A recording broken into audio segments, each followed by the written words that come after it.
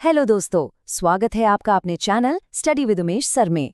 चलिए आज आपको ले चलते हैं 1920 के दशक के उस ब्रिटिश भारत में जहां की हवा में सियासत और क्रांति दोनों घुली हुई थीं।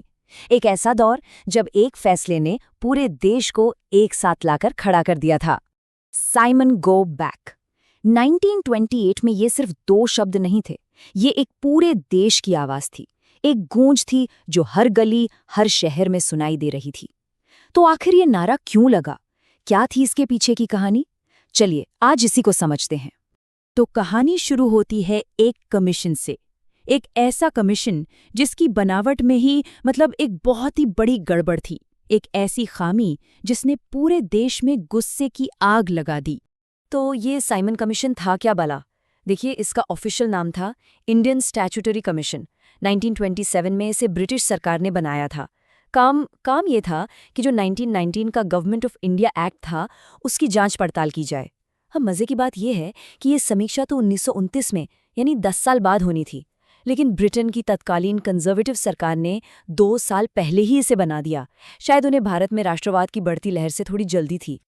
अब कागज पर देखें तो इसके मकसद बड़े अच्छे लग रहे थे, जैसे कि 1919 के एक्ट का जो डायरकी सिस्टम था, द्वैब शासन, उसको इवैल्यूएट करना, नए संवैधानिक सुधार सुझाना और उस वक्त के सांप्रदायिक प्रतिनिधित्व के पेचीदा मुद्दे को भी देखना था।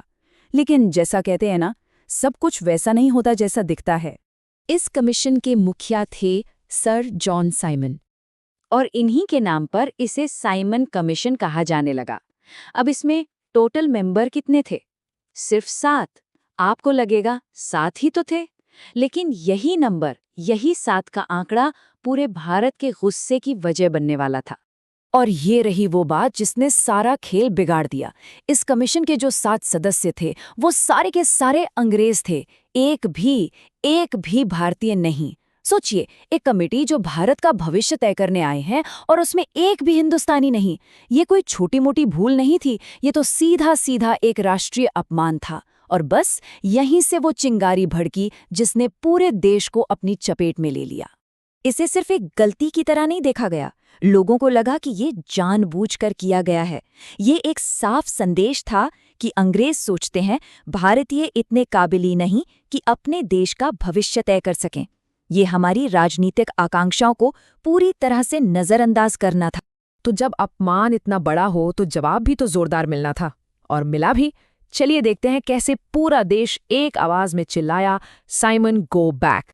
विरोध की ये आग समझ लीजिए जंगल की आग की तरह फैली। 1927 में ही कांग्रेस ने अपने मद्रास सेशन में कह दिया, हम इसका पूरी तरह से बाइकआउट करेंगे। और फिर आया वो दिन, 3 फरवरी 1928। जैसे ही कमीशन बॉम्बे में उतरा, उनका स्वागत हुआ काले झंडों से, जोरदार नारों से और पूरे देश में हड़तालों से। और फिर 30 अक्टूबर 1928 को लाहौर में जो हुआ वो तो इतिहास बन गया। और इस विरोध की सबसे खूबसूरत बात पता है क्या थी? एकता। सब एक साथ आ गए।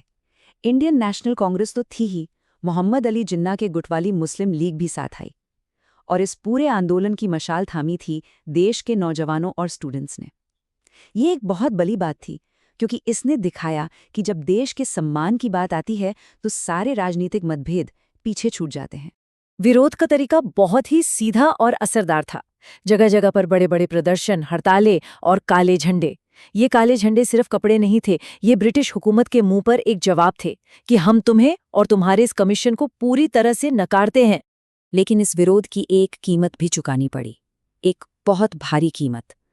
अब हम कहानी के उस हिस्से पर आते हैं जो बहुत दुखद है, लेकिन जिसने आंदोलन की दिशा ही बदल दी।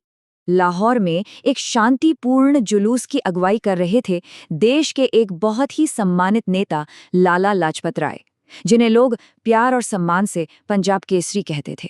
30 अक्टूबर 1928 को लाला जी की लीडरशिप में हजारों की भीड़ शांति से कमीशन का विरोध कर रही थी, लेकिन पुलिस ने जवाब दिया लाठियों से।